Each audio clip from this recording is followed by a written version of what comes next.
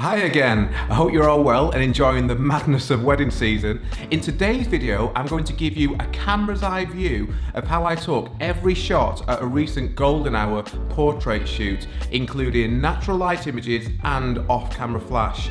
Firstly though, a massive thank you to Severina and David for being so awesome on this shoot.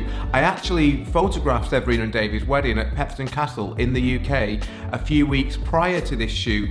They're just such a brilliant couple and their wedding day was absolutely amazing to photograph with just so much emotion and fantastic moments. I just loved it.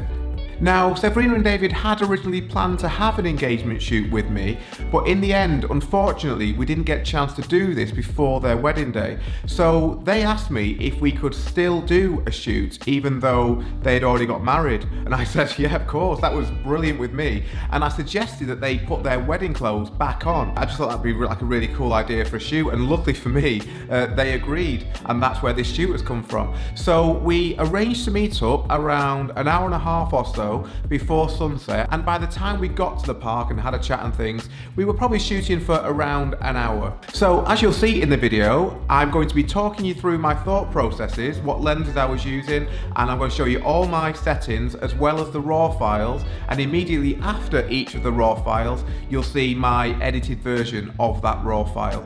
So I hope you enjoyed the video. I'm now going to pass you over to me, Severina and David at the shoot.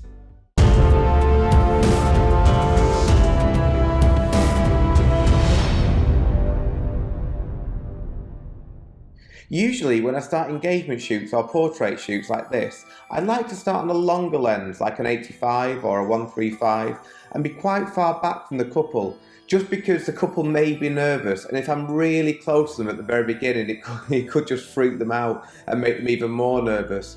But as I'd already photographed Severina and David's wedding a few weeks ago, I knew them quite well, and more importantly they knew me. This meant that I could get closer to them much sooner. But as I say, usually I wouldn't be this close to the couple at the very beginning of a shoot.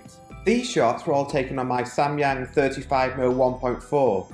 By being very close to the couple and shooting wide open at 1.4, the background blurs away really nicely. Remember that the closer you are to your subject, the more exaggerated the outer focus area will be.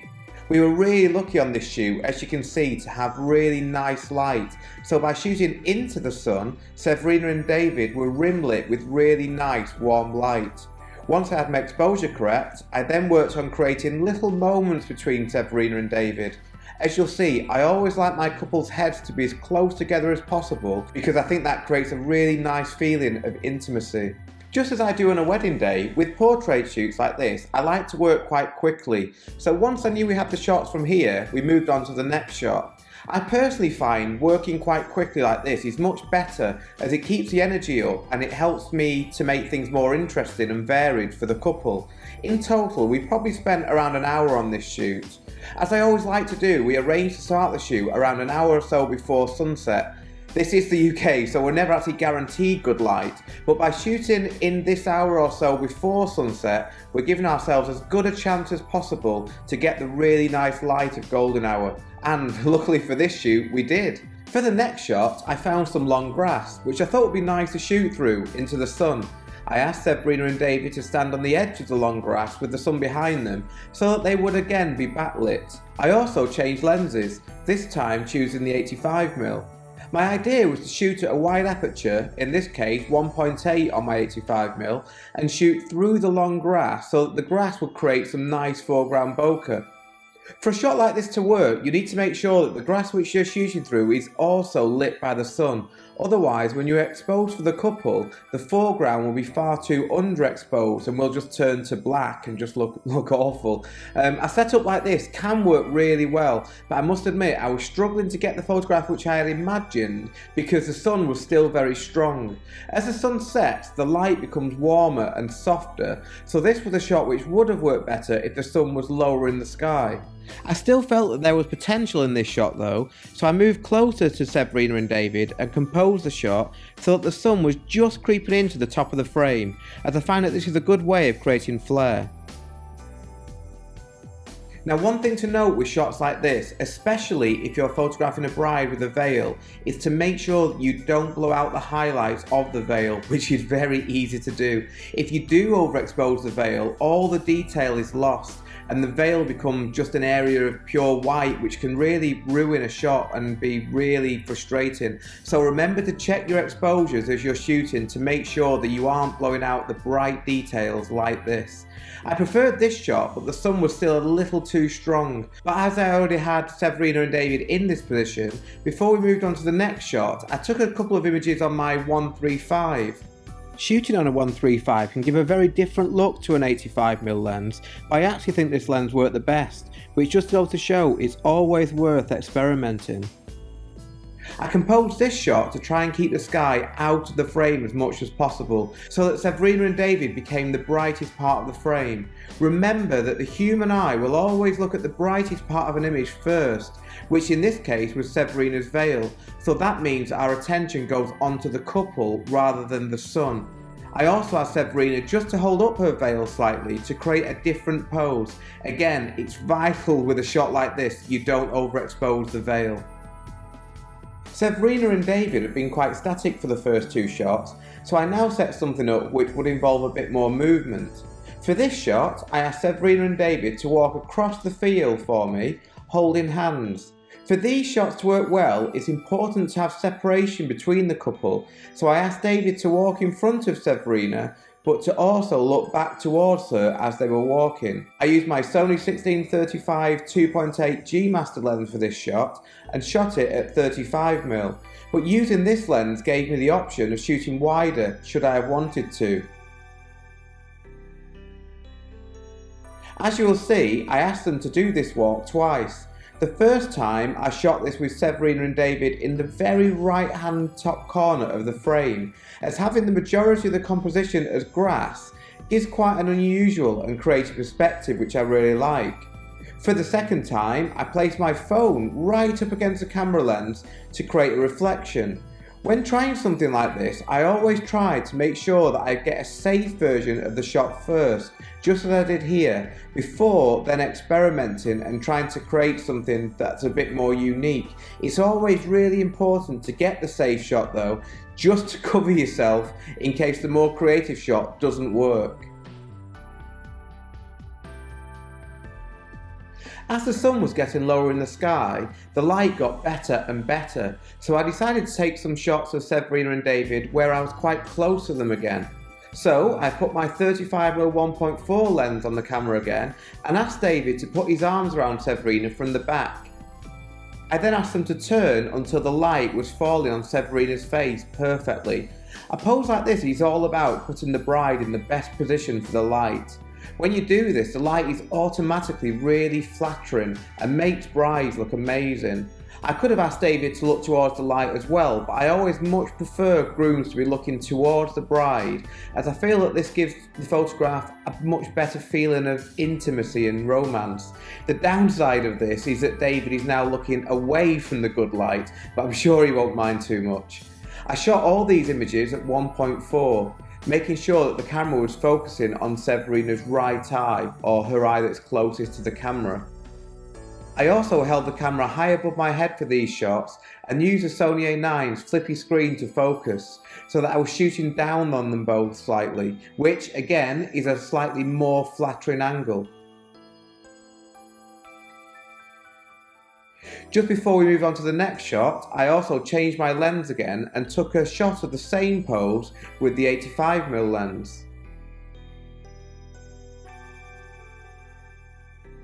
As you'll see from this shot, and indeed this whole video, I will often set up certain shots with the intention of it working well with a particular lens, but once I have the shot I was originally thinking of, whilst I have the couple pose, I will often then shoot the same scene with a different lens.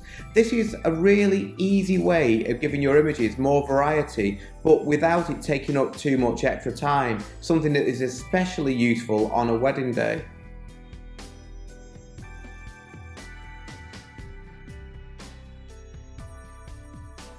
As a variation of the last shot, we then went back to the long grass, and I asked Severina and David to stand as they had been, but this time, rather than shooting them close up on my 35mm lens, I shot further back and wider on my 16 to 35mm to give a different perspective.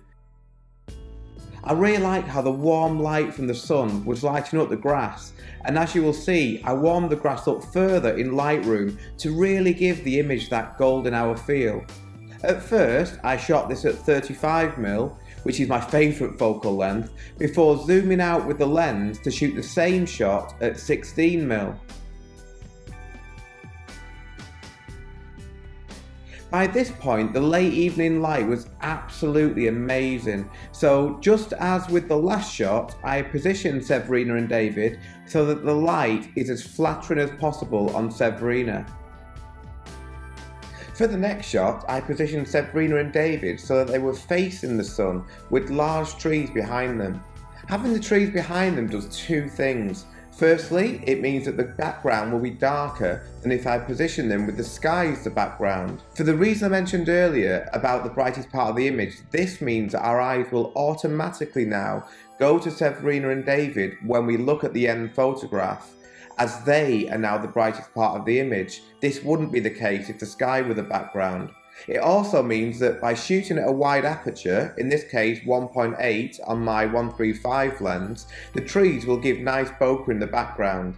All I did then was ask Severina and David to cuddle up close to each other. Although the actual sunset wasn't for another half an hour or so, because of the trees in the park we now only had a few minutes of sun left. So at this point I decided to take some shots with my Helios lens. The Helios lens is the absolute best lens that I know of if you want to create sun flare in your photographs. It only tends to work well when the sun is very low in the sky, and the lower the sun gets, the better the flare becomes. But in the right situation, it can produce really beautiful images. The downside to this lens is that it is very difficult to use, as everything on this lens is manual, but it's definitely worth experimenting with because no other lens which I own can produce flare which is anything like as good as this. It's a shame, I think, that modern lenses are designed to reduce flare, because personally I love it, especially for portrait photographs, which is why I keep this lens in my bag. As the Helios lens is fully manual and very tricky to use, especially because I'm shooting directly into the sun, I take lots of images while slowly moving the focus ring on the lens. It's almost a form of bracketing to ensure that I get some shots which are sharp and in focus.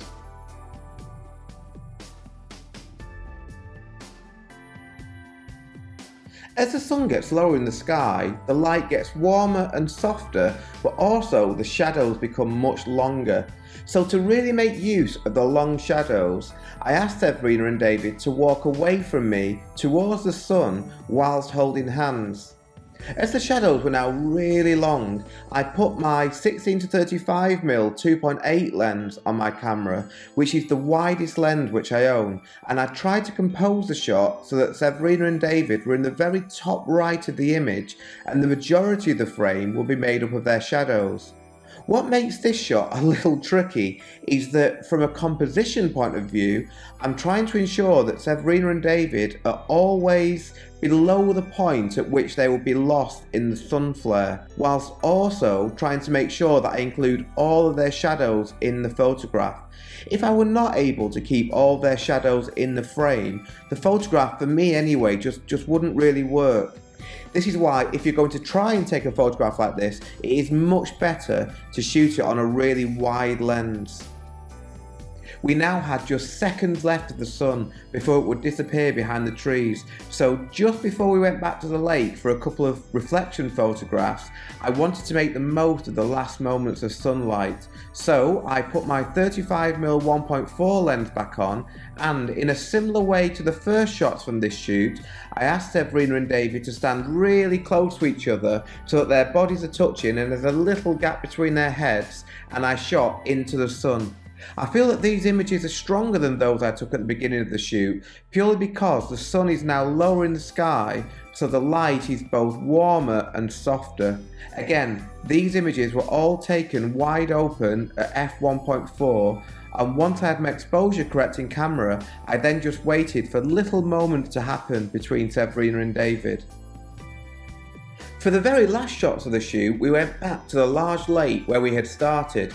I wanted to try and use the lake to give me a reflection of Severina and David, so I asked them to stay on one side of the lake whilst I walked around to the other side.